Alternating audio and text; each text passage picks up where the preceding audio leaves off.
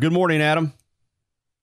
Good morning, Gary. How are you doing? Doing very, very well. Let's start off. We're going to talk college football right off the top. Let's start off with your game. You got a good one. You and Rod Gilmore and Quinn Kessenich, Boise State at Oklahoma State in beautiful, scenic Stillwater, Oklahoma. It should be a fourth quarter game. Getting prepped for this one, what's your feeling on it? Yeah, I think these are two very similar-looking teams. I think that's the first thing that stuck out. Boise State, let's not forget, they're one of the best running teams in the country. I think a lot of people have this idea of them as this, one trick or maybe two or three trick pony with some of the trickeration that they're always willing to bust out, especially during a big game. But this is still one of the more consistent running teams in the country. Auburn and Boise State currently have the longest streak in the country, 9 straight years with a 1,000-yard rusher. Now, I don't think a lot of people would realize that about Boise State. Heck, they may not even realize that about Auburn. But a team that's built itself on offensive line play, they return everybody from a pretty stout defense from a year ago, except for their stud linebacker who got drafted by the Cowboys, Leighton Vander Esch, in the first round last year. They returned just about everybody else. This is going to be one of the tougher tasks for Oklahoma State. And it's a game that has some playoff implications, New Year's Six implications, maybe more specifically, especially for Boise. I think a lot of people believe that Boise is the best group of 5 team in the country, and I would tend to agree with those people. I think they're as talented as anybody, and they've got a game like this on their schedule to really solidify a potential New Year's Six bowl bid.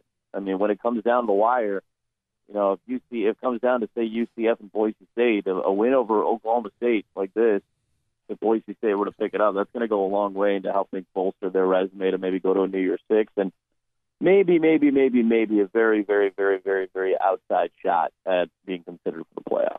No doubt about it. That's tomorrow afternoon, and Adam Amin will be on the call for Boise State and Oklahoma State in Stillwater. Let's talk SEC. Bama goes to Ole Miss tomorrow night on ESPN at 6 p.m., and this is now Tua Tagovailoa's football team. Jalen Hurts has settled into the role as the backup. Tua 10 for 10 on third downs. This offense has been explosive, but so has Ole Miss. 76 points a week ago. Now, the flip side is Ole Miss has got to try to play some defense too, but Alabama's a 21-point favorite. But there's a lot of noise kind of building in this part of the country, Adam, that Ole Miss could get this game into the fourth quarter. People remember what happened over there in 2014, then they won again in 2015. Now, last year it was 66-3, but these receivers, Jordan Ta'amu, the quarterback, they brought in a running back from junior college that's getting it done on the ground. Is there enough from Ole Miss on offense that they could get into a scoring fest here with Alabama and maybe get this thing into the fourth quarter? I don't think it's going to go that deep. I could see maybe a half, just with Ole Miss being able to shoot it out for 30 minutes of game time. I mean, this is still, and I think we saw it week 1. To me, this still looks like Texas Tech in the SEC. A team that's going to be able to score points with just about anybody in the country. Arguably the best wide receiving core in the country, and Brown and Metcalf and those guys. And Ta'amu looks really sharp. I've been really impressed with what he's been able to give to this offense so far. I just don't see anybody being able to stop Alabama, and I don't see Ole Miss in particular being able to stop Alabama because of the lacks in their defensive sets. I mean, it's been tough to watch at times. Them struggle to tackle, them struggle to cover. So while I think it could be maybe close and competitive for a half, because I think Ole Miss can score with just about anybody, I'm not fully convinced that's going to be enough to take them into the fourth quarter.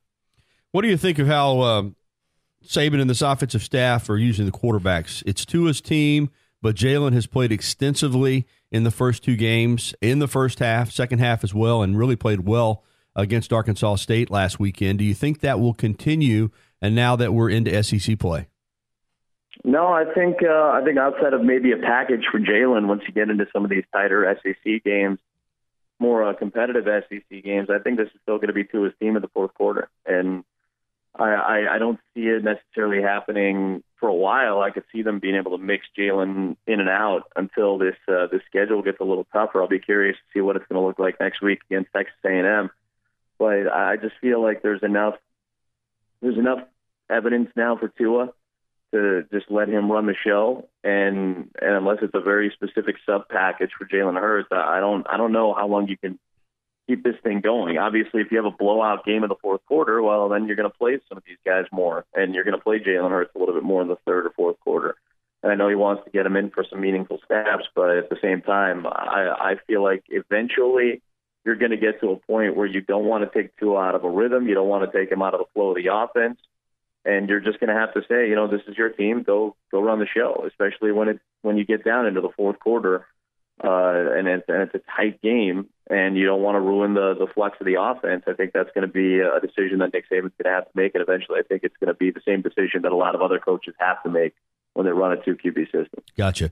Marquee matchup in the SEC, LSU at Auburn. This is a series that's been dominated by the home team. Auburn hasn't won in Baton Rouge since '99, but LSU has won a couple times since 2000 at Jordan-Hare Stadium. LSU's a confident football team right now with Joe Burrow. He's not flashy. He's not putting up great numbers, but he is leading that football team on offense. On defense, they're salty like they always are. They've got a top 10 win. Auburn has a top 10 win, too, at the time over Washington. Really good matchup. How do you see this one playing out? Yeah, I think this is going to be a great game. I really do. And one thing I'm curious about with LSU is how does Nick Brossette look against a defense that's going to be a little bit more stout. I was very surprised at how porous Miami looked in that first game. Obviously, you kind of throw away last week's game in an FCS contest for Miami, so I don't really want to judge them based on just the Week 1 performance. But that was their first game out against the top opponent. LSU ran all over them, and Brossette in particular. Burrow looked solid. I'm not sure. I'm not sold on Joe Burrow just yet. I think it was really cool to see him step into the big spotlight in the opener against LSU and play as well as he did. And he seems like a guy who's got confidence and a guy who's got a great personality and somebody that I feel like teammates would probably rally around. I'm not sold on him just yet, especially when you have to face a top tier opponent in what's going to be a kind of crazy environment. And I'll be curious to see how this works out. Auburn, I think second half offensively against Washington, they sputtered a little bit. This will be another equally tough test. Washington's one of the best defensive teams in the country. I think LSU is probably up there somewhere in the top 15 of the country, arguably the top 10. One of the best coordinators in the country in Aranda. So I have a lot of questions. I have more questions than answers, but I do think it's going to be a really competitive game, and I think we're going to learn a lot. Maybe more so about these two teams than we did in the first week of the season after what we see on Saturday against with LSU and Auburn. No doubt about it. Vanderbilt, coming off a couple of impressive wins, goes to Notre Dame Stadium, South Bend, on Saturday to play the Fighting Irish. A lot of people making noise about Vandy again this year and what they've been able to do in 2 games. The last time we heard this kind of hype was last season. With Alabama coming to town, there were some even picking Vanderbilt to win the game, and it was 59-0. You looking for a similar result in South Bend tomorrow afternoon, or you think this Vanderbilt team against this Notre Dame team may be a more favorable matchup than Vanderbilt versus Alabama last season? I think it's a more favorable matchup. I think it'll be a closer game, but not necessarily because of anything Vanderbilt might do. I think Notre Dame's still kind of in this weird experimentation mode. Right. We're trying to figure out what they're going to do offensively and how to use Brandon Wimbush. They're still, I feel like, struggling with that a little bit. 24 points each of the first couple of weeks, granted against a good defense in Michigan, and then against the team in Ball State, which, I think a lot of people kind of looked and said, really, that's all you put up in that game? I think they're still trying to figure some things out offensively. So I feel like Notre Dame will win this thing, but it's not going to be a blowout performance like maybe you saw last year with Alabama and Vanderbilt. I just feel like this is going to be a little bit different. I think it'll be a relatively competitive game for a half, and I think more so that has to do with what Notre Dame is doing, trying to figure some things out offensively right now.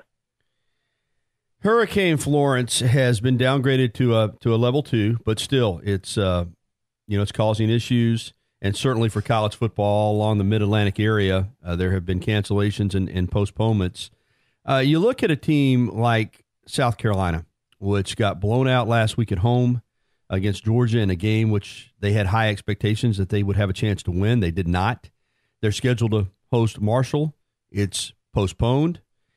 How do you think that affects that foot, especially an aggressive guy like Will Muschamp? You know they were wanting to come out, get that taste out of their mouths, play a game on Saturday. Now they won't get to play again for another week. Just the effect that could have on a team like South Carolina losing this game to Georgia and then not getting to play this week.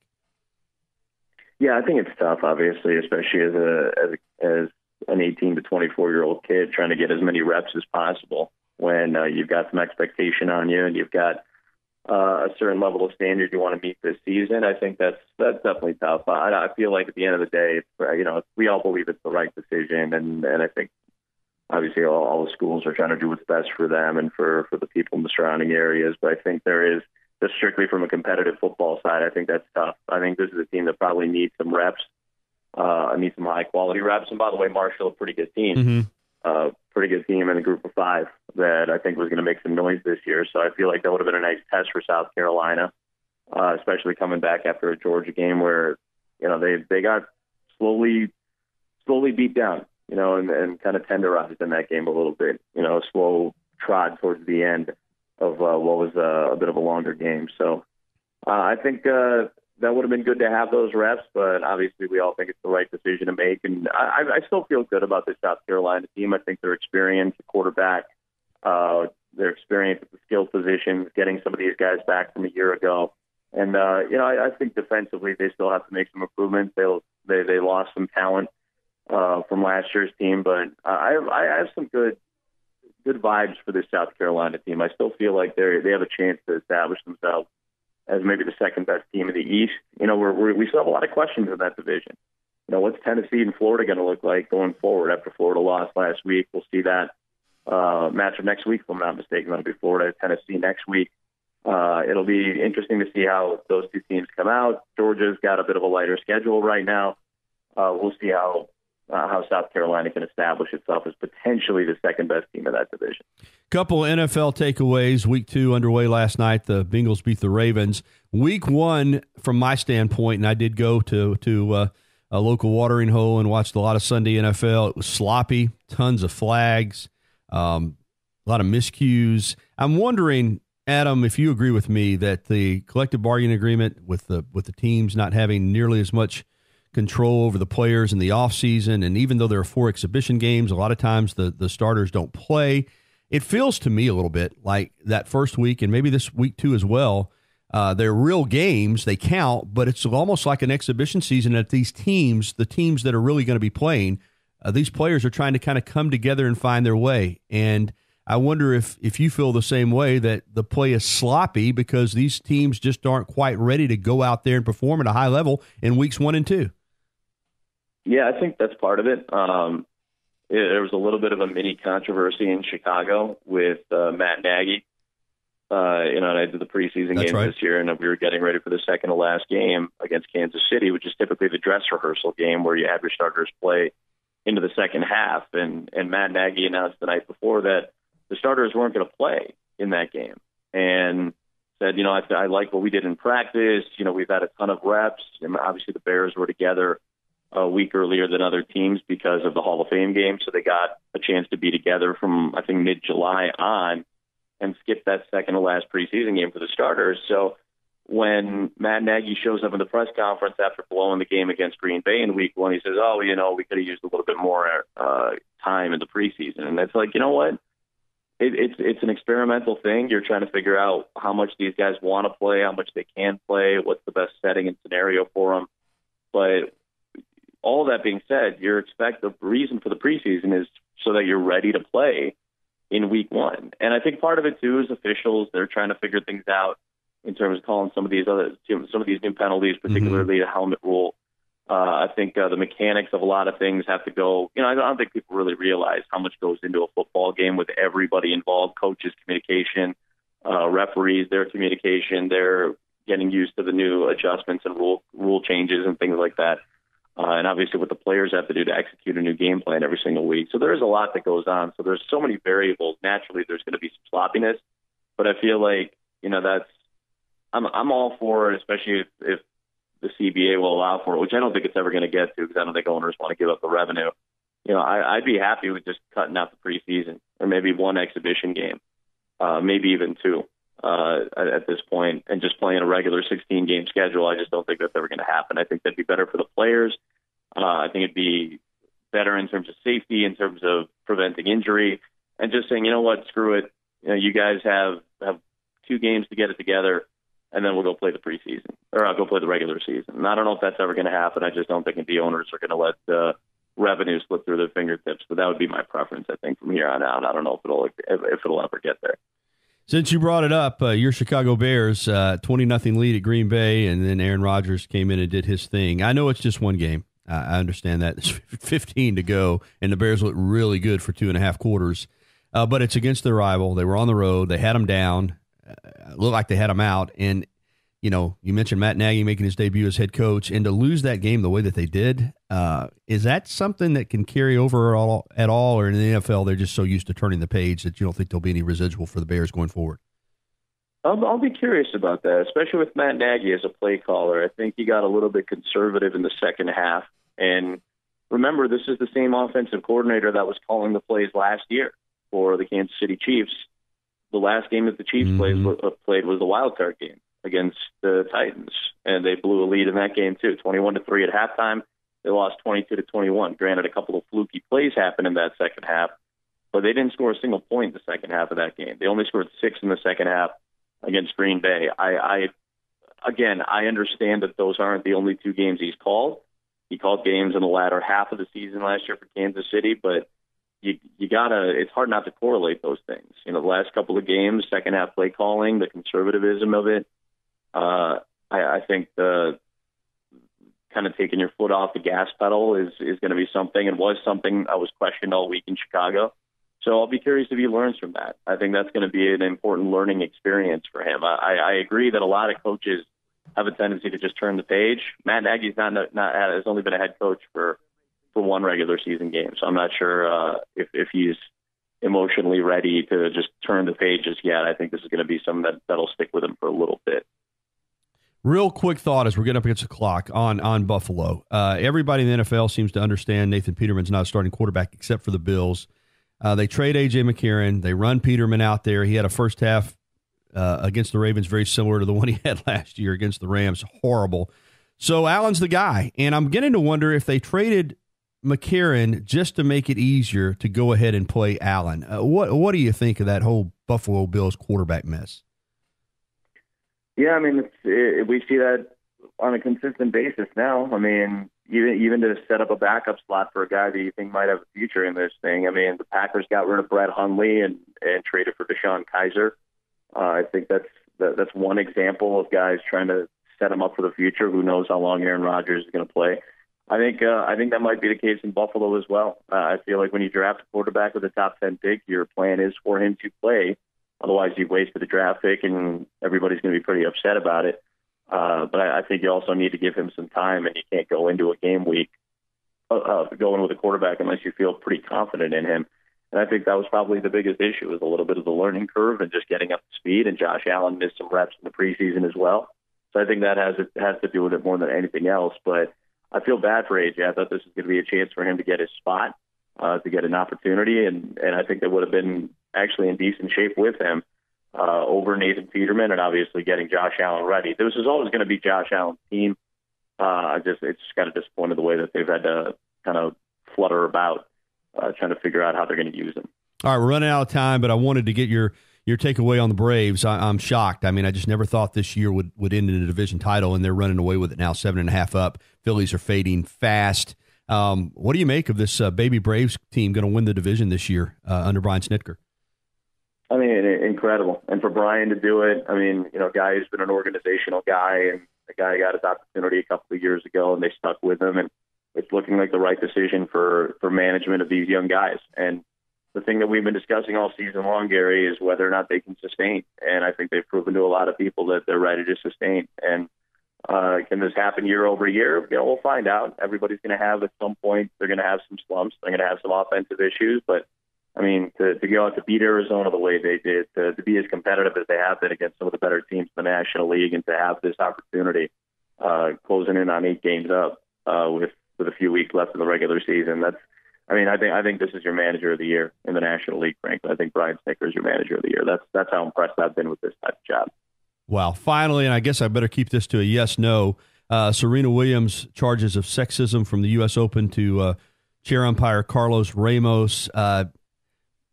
Do you agree? Do you think that is sexism in effect when she says men are treated differently when they have outbursts opposed to women?